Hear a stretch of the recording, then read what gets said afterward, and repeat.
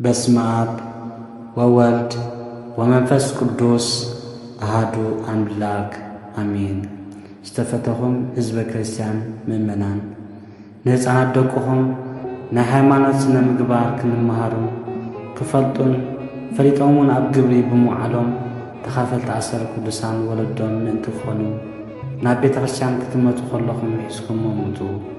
ኩሉ ኣብ ቤተ ክርስቲያን ዝፍጸም ስርዓት እምነቶም ይርአዩ ማለት ኣብኡ ዝርከብ ቅዱሳን ስእልታት መስቀል ይሳለሙ፣ ናይ ቅዳሴ ማይ ህይወት ይሰትዩ፣ ነቲ ዝዕጠን ዕጣን ይሸትቱ፣ ቅዱስ ስጉኡን ክቡር ደሙን ይቀበሉ፣ ቃል ኣዋዲ ደወል ክድወል ከሎ ይስምዑ፣ ብእምነት ምእንቲ ከዓብዩ ኣተባብዕዎም፣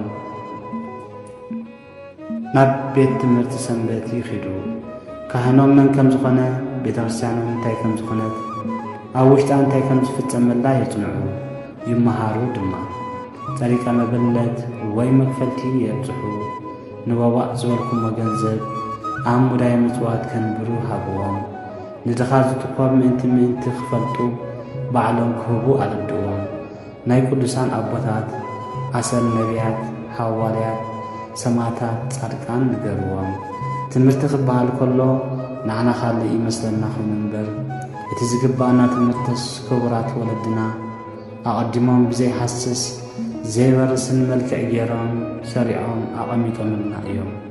ንዓና ግን ነቲ ዘቐመጡልና ምውራስ ጥራሕ እዩ ጠፊልና ዘሎ ማለት ከም ማሕበር፣ ዝክር፣ ጸበል፣ ናይ ቅዱሳን በዓላት ኣብቲ ቤተ ክርስቲያኖም ኬርካ ዓስቢ ቃል ኪዳኖም ምስታፍ፣ ምቕዳስ፣ ምቑራብ፣ ጸበል ምልካይ፣ ማየ ጸሎት ምሕጻብ፣ መስቀል ምስላም፣ ስእሊ ምስላም እዚ ኩሉ ሰሪዖምና ክለዉ ካልእ ሓድሽ ትምህርቲ ዘድልየና ኣይኮነን።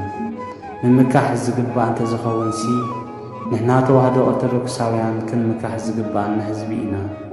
እቲ ዝምካሕ ብእግዚአብሔር ደኣ ይመካሕ ከም ዝብል ብእግዚአብሔር ደኣ እምበር ብርእስናስ ክንምካሕ ግቡእ ኣይኮነን። ዝግባእ ነይሩ እንተዝኸውን ንሕና ንኻብ ኩሉ ዓለም ብዝበለጸ ክንምካሕ ይግባአና ነይሩ። ምኽንያቱ ኣቦታትናን ኣዴታትናን ባህልናን ስርዓትናን እምነትናን ኩሉ ሰፊሮም ቆፂሮም ስለ ዘረከቡና ከምኡውን ኩሉ ነገር ክቀያየርን ክለዋወጥን ከሎ ናትና እምነት ግና ክሳብ ሕልፈት ዓለም ጸኒዓ ትነብር ኣላ። ስለዚ እዚ ትውልዲ እዚ ነዚ ንኸይስእኖ እያ ቅድስ ቤተ ክርስቲያን ብዝተፈላለዩ ጽሑፋት ንጡፋት ስብከትን ህዝቢ ኣብ ዝተኣክቦ ሓደራነት ተመሓላልፍ ዘላ። እዚ ትውልዲ እዚ እቲ ዝበልጽ ዘሎ ወለዶን እዚ ኩሉ ወሲ ጠፊኡ እንተተሪፉ ሃይማኖቱን እምነቱን ንምድላይ ተመሊሱ ናብ ቤት መዘክር ሙዝየም ከይከይድ ከምኡውን ዘይመስልዎ ካልኦት ክሓትት ወይ ብኻልእ ክድነቕ ምእንቲ ከይፍትን ዓሰር ቅዱሳን ወለዱ ክፈልጥ ይግብኦ። ስለዚ እምነትን መንፈሳዊ ትምህርትን መንፈሳዊ ውርሻናን ጽቡቕ ባህልናን ተሓልዩ ማንቲ ክነብር ምእንቲ ክነብር ርህራሄ ኣምላኽና ኣማላድነት ናይ ኣዴና ቅድስቲ ቅዱሳን ድንግል ማርያም ተራዳእነት ትጉሃን መላእኽቲ ጸሎት ኩሎም ቅዱሳን እግዚኣብሔር ይርዳእና።